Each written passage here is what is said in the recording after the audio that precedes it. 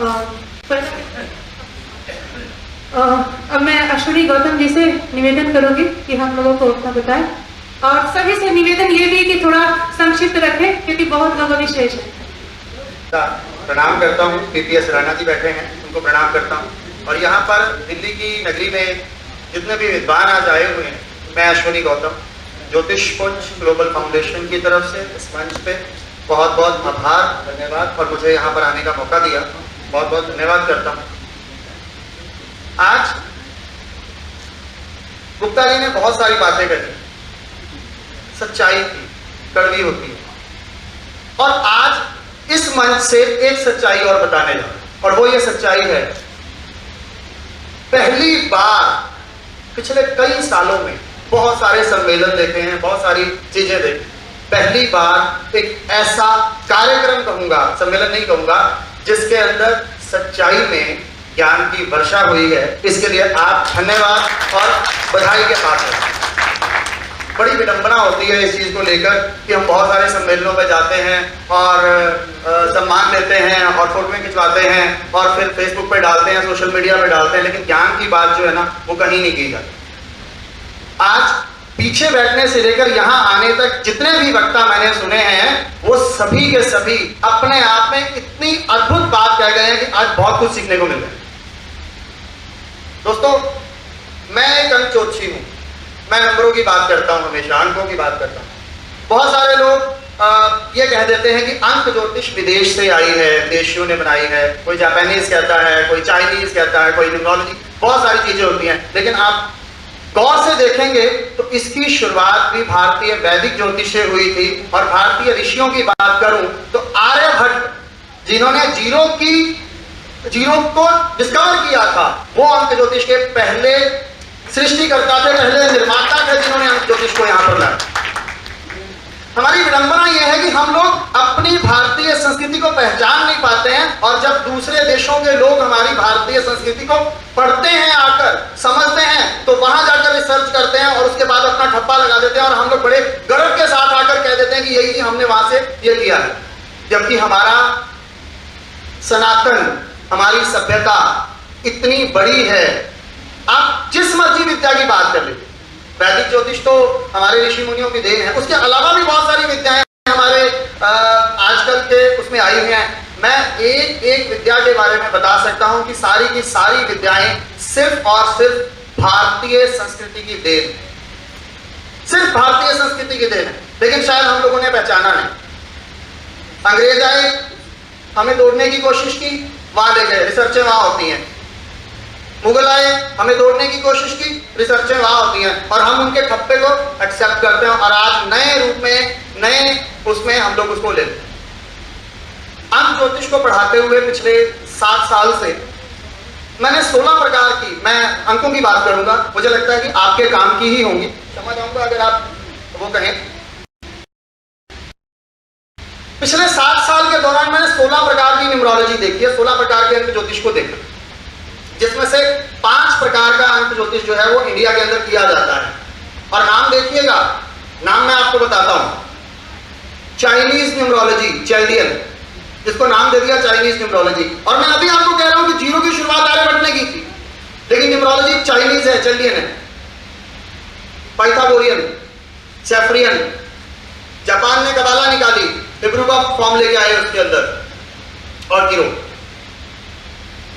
लेकिन कभी और भी बहुत सारी विद्याएं हैं, लेकिन कभी हमने ये सोचा है कि जब हम वैदिक ज्योतिष की बात करते हैं या जब हम अंक ज्योतिष की बात करते हैं, तो क्या हमने इनके लॉजिक्स को समझने की कोशिश की है? कान चाहे ऐसे पकड़ लो, चाहे इस तरह से घुमा के पकड़ लेना, पकड़ना कहानी है। मेरी जिंदगी के अंदर अगर कोई हैपनिंग मिस हैपनिंग होनी है तो वो होनी है, उसे कोई और विद्या अलग तरीके से नहीं बता सकती, वो एक ही तरीके से बताई जाएगी।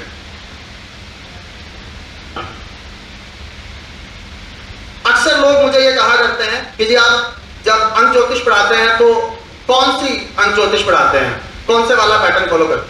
मैंने कहा भैया तुम्हें पैटर्न से क्या लेना? नहीं, वो थंब रूल होता है ना, उसमें वो थंब रूल, तो वो बड़ा वो होता है।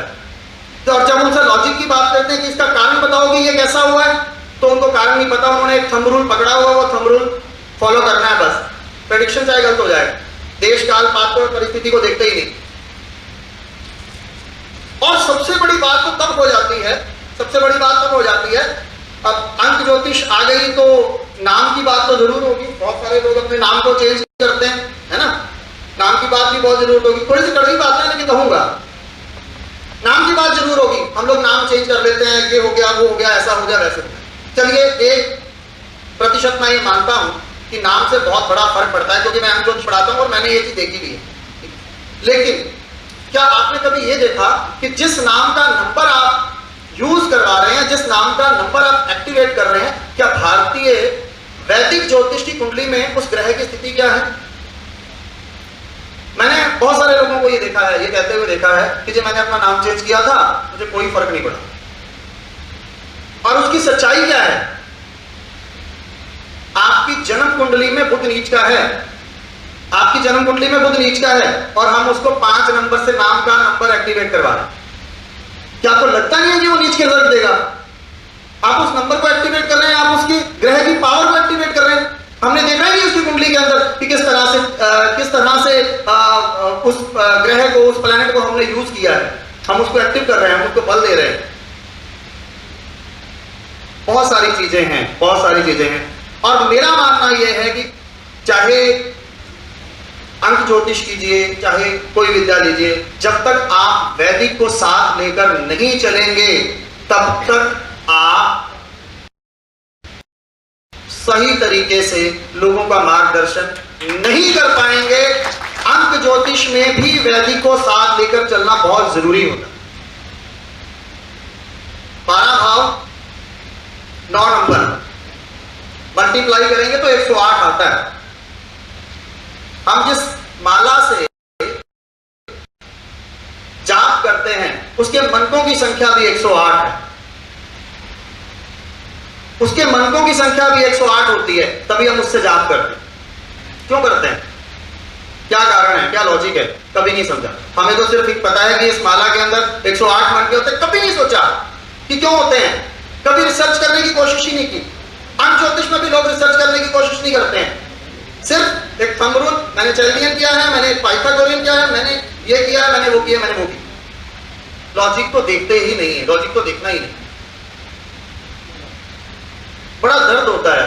बहुत सारे मैं भारतीय वैदिक ज्योतिष को बहुत ज्यादा मानता हूँ। बहुत साल मैंने वैदिक ज्योतिष पढ़ी और बहुत सालों से मैं अंक ज्योतिष पढ़ा रहा हूं। जब दोनों को आप मिलाकर किसी व्यक्ति के बारे में जानकारी उसको देंगे ना, मेरा मानना यह है कि जब हम ज्योतिष की बात करते हैं, लोग हमारे पास किस लिए आते हैं? एक विश्वास करके आते हैं, फेथ करके आते हैं, अपनी भावनाओं को हमारे साथ व्यक्त करने के लिए आते हैं। 2019 में मैंने ज्योतिष कुंज बनाया था। मार्केट में घुसने के लिए हर वो काम करके देखना होता है। मैं सीधे से बता देता हूं, मैं एक बिजनेसमैन हूं जी, बहुत स्पष्ट आदमी, मैं एक बिजनेसमैन। मार्केट में उतरना होता है तो मार्केट में जाना होता है, हर वो चीज करके देखनी होती है तो मार्केट में करनी चाहिए।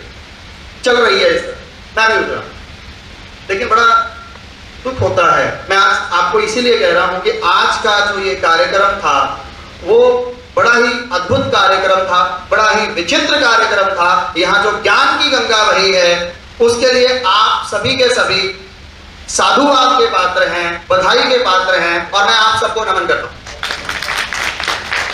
उम्र बहुत छोटी है मेरी, आप सबसे छोटा होगा, ऐसी नहीं है। इसको भारतीय पद्धति से पढ़ना चाहिए और हमें प्राउड होना चाहिए कि ये सारी की सारी विद्याएं भारतीय देन है।